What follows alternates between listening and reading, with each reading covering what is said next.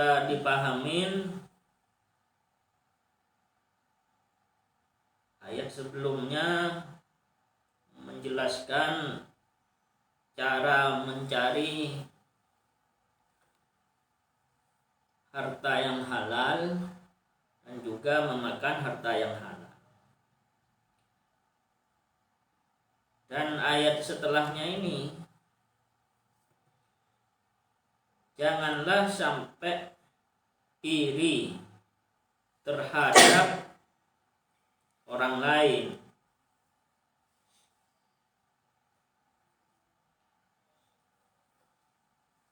Jangan mengharapkan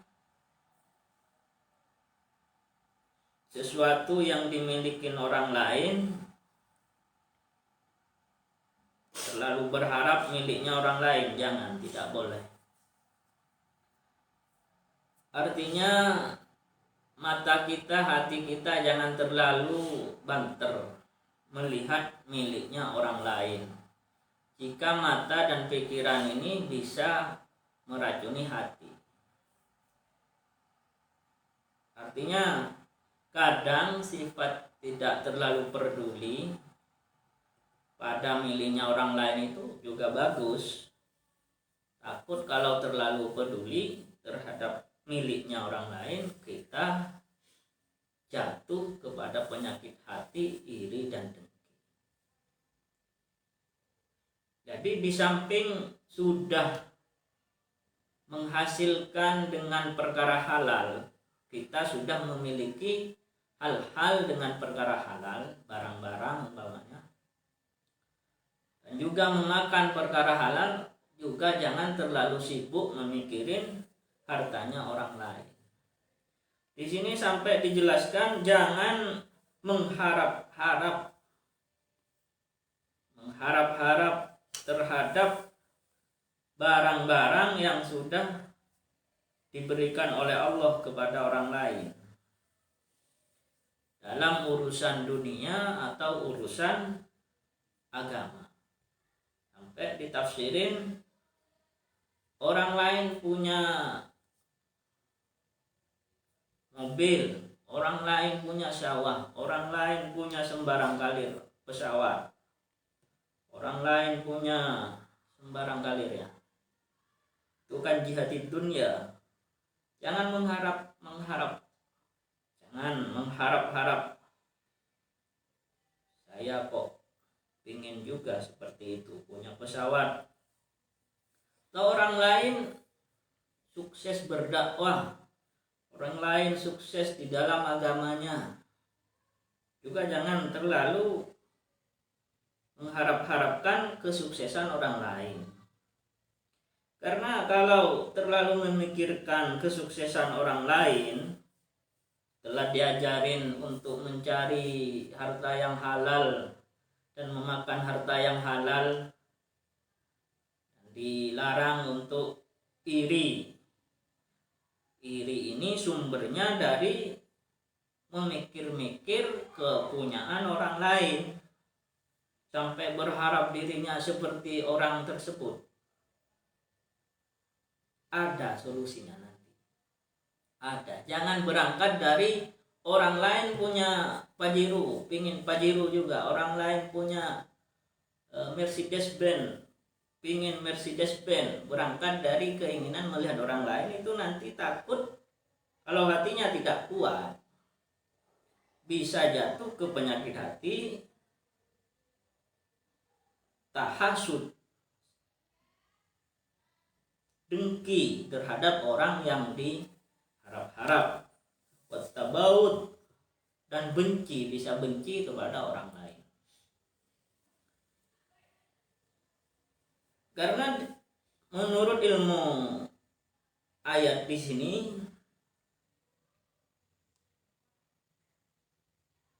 cara meminta keutamaan atau meminta rezeki halal, keutamaan di bidang dunia atau bidang agama, bersujudlah kepada Allah Subhanahu wa ta'ala. Mintalah kepada Allah dan berusaha, baru benar. Tidak berangkat dari kesuksesan orang lain. langsung minta kepada Allah. Karena yang dipermasalahkan di situ sebenarnya. Seperti ziarah kubur itu sunnah. Ada polemik hukum yang baru. Orang yang alergi ziarah kubur yang menyalahi sunnah. Tapi ketika orang sering-sering berziarah kubur, wasilah lewat mayat, ahli kubur, itu kan juga kurang baik. Kenapa tidak berdoa langsung kepada Allah? Kalau diterangkan kan juga cocoknya seperti itu. Tapi wasilah kan tidak apa-apa ya. Sama dengan hal ini, ingin sukses terlalu banyak melihat kesuksesan orang lain itu juga salah. Yang benar gimana? Yang benar itu berusaha semampunya, urusan dunia carilah yang halal, makanlah barang yang halal, mintalah kepada Allah Subhanahu. Ini masih sebatas urusan dunia yang saya jelaskan. Kalau urusan agama, di sini ada ayat lirrijali nasibum mimma iktasabu walin nisa'i nasibum mimma iktasabna. Turunnya ayat ini disebabkan asbabul nuzul ayat ini, Ummu Salamah berharap-harap ini di dalam urusan agama sudah. Laitana kunna rijala wajahidna wa kana lana mislu ajrir rijal. Ayat sebelumnya dilarang melihat kesuksesan orang lain dalam dunianya atau dalam agamanya.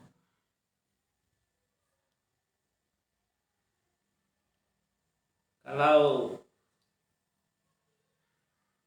menjadi motivasi bagaimana? Lain lagi ya. Yang saya tidak bolehkan itu kan melihat-lihat, bukan jadi motivasi. Mengharapkan harta yang seperti itu, bukan. Kalau jadi motivasi, oh orang itu baik, saya juga harus baik, itu kan motivasi, gak apa-apa. Di sini wala tatamannau, mengharap-harap, bukan motivasi.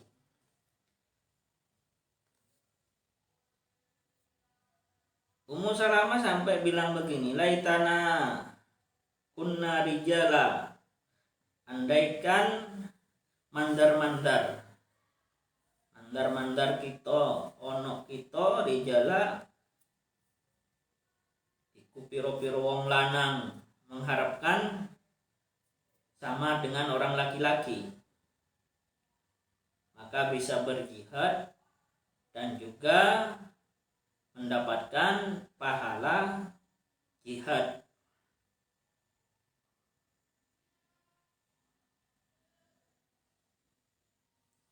Maka turunlah ayat lirijali nasibun, bagi orang laki-laki itu ada bagiannya sendiri, pahala-pahala dari apa yang dikerjakan memang tasabu. Laki-laki jurusannya itu bisa babin ma'amilu minal jihadi, berperang dulu, wairihi dan liani.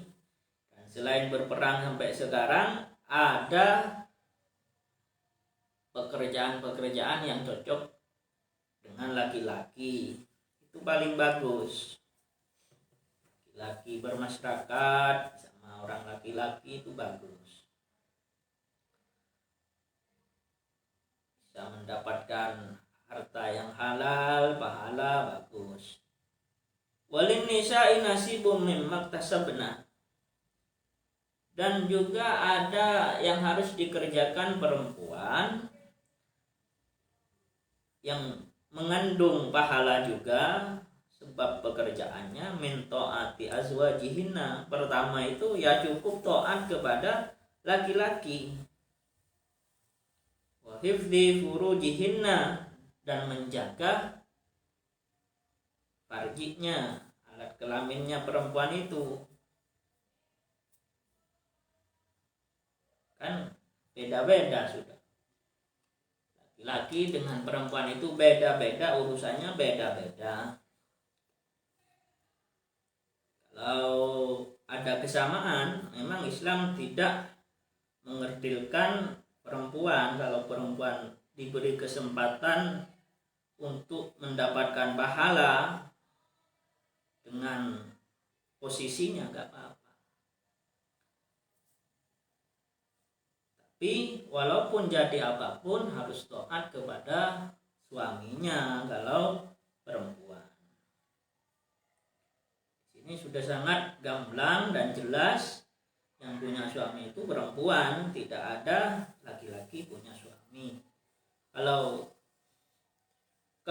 laki-laki punya istri, nanti di ayat setelah ini, setelah 2 ayat ini ada ayat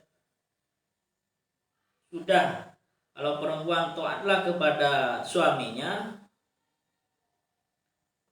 dan tidak pernah dikerdilkan ya, bebas jadi apa saja, perempuan itu bebas asalkan masih taat kepada suaminya dan tidak menjadi wanita yang tidak bisa menjaga alat kelaminnya. Itu syaratnya cuma 2. Pahala dunia bebas didapat, sambil disuruh was'alu min fadlihi, juga mintalah keutamaan itu kepada Allah Subhanahu wa taala. Apa yang kalian inginkan, perempuan laki-laki ketika punya hajat. Di sini tidak ada meremehkan perempuan ya, tidak ada. Bahkan di sini sama-sama perempuan laki-laki mintalah kepada Allah apa yang engkau butuh, maka akan diberikan oleh Allah, karena Allah itu mengetahui apa yang kamu minta dari hajatmu itu, dan juga mengetahui segala permintaan.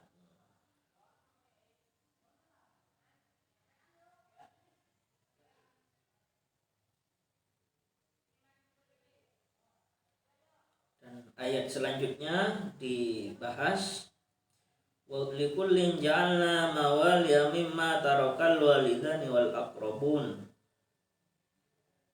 Dijadikan, ini kesamaan gender ya, kesetaraan gender, kesesamaan antara laki-laki dan perempuan. Walikullin ja'alna mawaliya mimma tarakal walidani wal aqrabun. Dijadikan bagi setiap orang laki-laki dan setiap orang perempuan, dijadikan ahli waris. Jika bersatu laki-laki dan perempuan itu bisa memiliki ahli waris. Siapa yang berhak menerima warisannya dari laki-laki dan perempuan yang sudah banyak mendapatkan harta halal, yang sudah banyak memakan harta halal, nanti warisannya dibagikan kepada ahli waris. Ahli waris akan mendapatkan apa yang ditinggalkan oleh kedua orang tuanya, dan juga bisa mendapatkan dari kerabat-kerabatnya. Dan tetapi ada permasalahan lagi di sini. Orang-orang yang sudah berjanji dengan 1.000, umpamanya 1.000,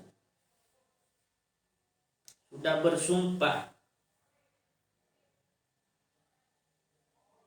bersumpah di masa jahiliyah untuk menolongin atau memberikan warisan. Karena bersumpah itu, maka harus memberikan apa yang disumpahkan.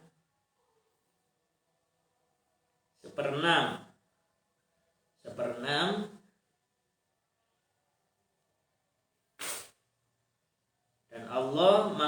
melihat sumpah-sumpah, janji-janji yang dilabeli sumpah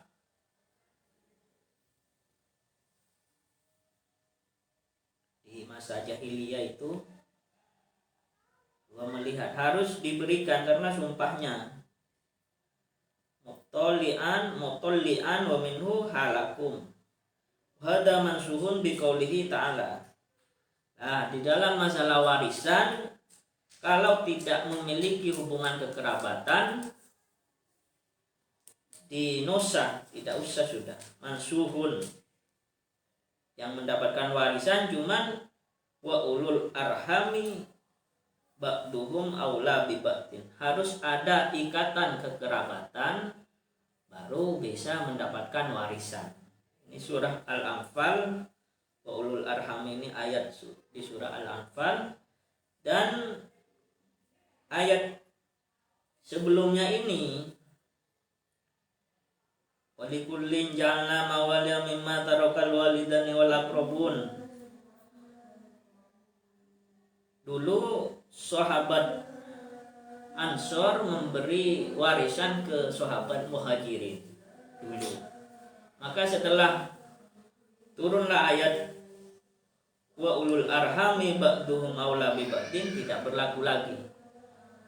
Yang dimansuh menurut keterangan ulama tafsir, walikullin ja'alna mawaliya mimma tarakal walidani wal aqrabun, diganti dengan walladzina qadat aymanukum fa'atuhum nasibahum, diganti dengan ayat itu. Artinya laki-laki dan perempuan dijadikan oleh Allah memiliki ahli waris yang sudah kumpul, ya, yang sudah kawin. Wal aqrabun ini sama sahabat Ansor dijadikan alasan untuk memberi warisan kepada sahabat Muhajirin karena begitu menganggapnya saudara. Kan ada ayat kalimat aqrabun dinosa dengan walladzina qadat aymanukum. Gak usah, yang warisan itu gak usah diberikan ke sahabat Muhajirin. Walladzina qadat aymanukum, cukup yang kamu sudah janji sumpah, sebatas janji harus diberikan selain warisan, maksudnya begitu.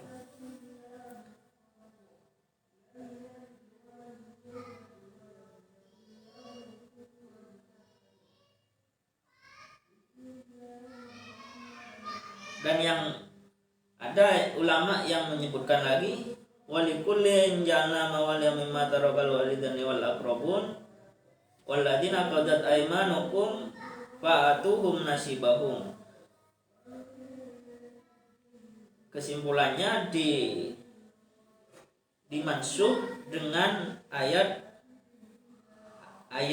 yang dinosah ayat sebelumnya itu walikullin ja'alna, dinosah, dimansuh ayat nosahnya wa ulul arhami ba'duhum aula bi ba'din. Jadi dalam urusan warisan itu yang berlaku wa ulul arhami ba'duhum aula bi ba'din, aula bi ba'd, yang ada hubungan kekerabatan di antara kalian itu lebih berhak menerima warisan dari bapak ibunya atau kerabatnya. Kesimpulannya ini masalah hati, ya. Kesimpulannya dari saya itu kita memahami tafsir harus pakai munasabah, dan juga kadang ada nasih mansukh. Di ilmu tafsir itu pasti diterangkan itu dua hal itu. Munasabah, ya kita cara memahaminya itu ayat sebelumnya kan menyuruh menjauhi dosa besar dan juga dosa kecil. carilah penghasilan yang halal, makanlah harta yang halal. Ayat sebelumnya. Dan ayat sekarang ini masalah hati, jangan pernah terlalu sering mata ini melihat kekayaan orang lain, kesuksesan orang lain, takut hatinya tidak kuat, jatuh kepada penyakit hati, yaitu iri dan dengki. Itu dalam urusan dunia. Dalam urusan akhirat, orang lain yang sukses bisa dijadikan motivasi. Kan tidak mengharap-harap kesuksesan, motivasi apa-apa. Nabi Muhammad sebagai motivasi kita, uswatun hasanah, gak apa-apa. Karena tidak meracuni hati kita ke hasud dan dengki kalau cuma motivasi. Memang laki-laki itu dan perempuan akan mendapatkan bagiannya masing-masing, urusan dunia, urusan akhirat. Kalau dipaksa tidak bisa. Perempuan ingin pahalanya laki-laki, tidak bisa kalau dipaksa, tidak bisa. Sudah ada jalurnya masing-masing. Kalau saling bantu bisa.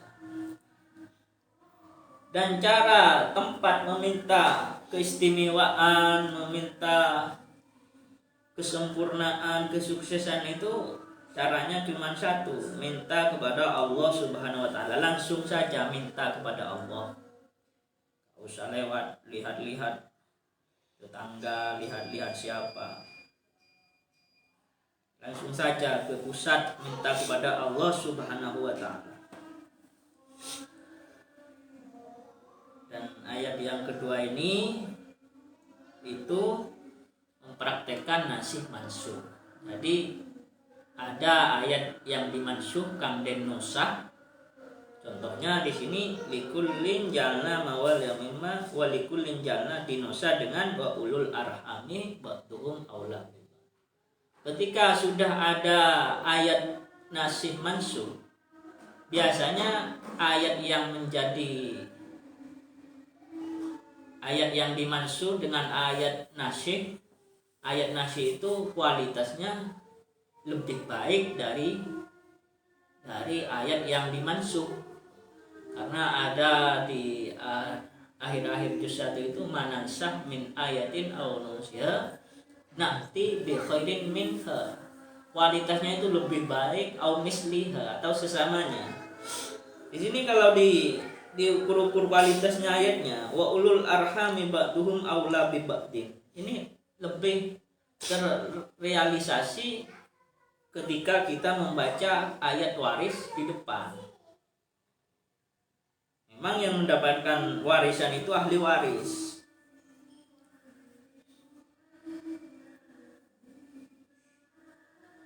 Ayat yang dimansuh walikullin jalna mawaliya mimma tarakal walidani wal aqrabun.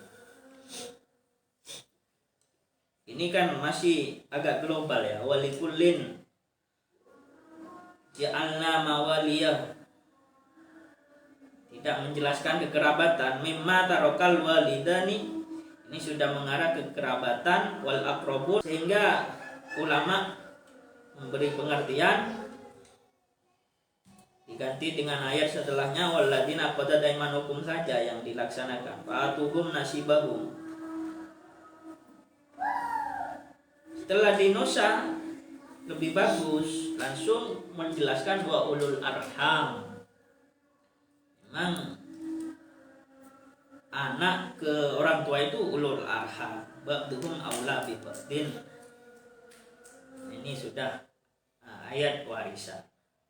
Jadi yang diberikan itu bukan warisan kalau bukan ada hubungan kerabat. Yang diberikan janji, sumpah harus ditepatin. Karena apa? Karena Allah Maha menyaksikan dan melihat. Kesimpulannya walikullin jalna mawal yang mimma tarakal walidani wal aqrabun. dinosa dengan wa ulul arhami ba'duhum aula bi ba'din aula bi ba'd.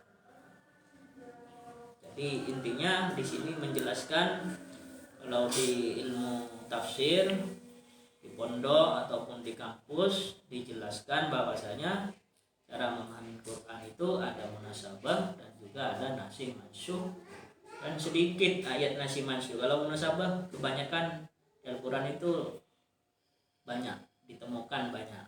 Kalau nasih mansuh sedikit. Terus ada apa yang dinusah, apa yang dimansuh, apa ayat nasihnya, terus ikut pendapat ulama. Kita itu tidak bisa moro-moro memansuh ayat, mengganti ayat, tidak bisa. Sudah ada aturan dari ulama. Kalau di sini yang dimansuh walikulin jalna mawal yang mimma tarakal walidani wal aqrabun dimansuh ayat nosahnya wa ulul arhami ba'dhum aula bi ba'd. Untuk ayat setelahnya itu ini masih ada pendapat lain. Dan mengetahui itu dari riwayat Ibnu Abbas, Muyainah dari Ibnu Abbas menjelaskan seperti itu. Jadi bukan tahu nasih mansuh, nggak tahu dari siapa keterangannya, ditanya nggak tahu, tidak seperti itu. Memahami ilmu Al-Quran itu harus tahu ketika mansuh, ayat ini dimansuh, ayat nasihnya ini keterangannya dari siapa harus tahu, biar tidak semena-mena menasih memansuh tanpa keterangan. Dimanapun itu, di pondok pesantren, di kampus dijelaskan hal itu. Dan untuk ayat berikutnya ini ar-rijalu qawwamuna 'alan nisa, sama sebenarnya, bukan menjelaskan jabatan strategis harus didudukin laki-laki, tidak seperti itu. Ulama itu sangat peka. Perempuan juga bisa jadi presiden, perempuan juga bisa jadi apa saja. Peka ulama ya. Mungkin hanya itu yang bisa saya sampaikan, kurang lebihnya mohon maaf. Wabillahi taufiq wal hidayah. Wassalamualaikum warahmatullahi wabarakatuh. Waalaikumsalam warahmatullahi wabarakatuh.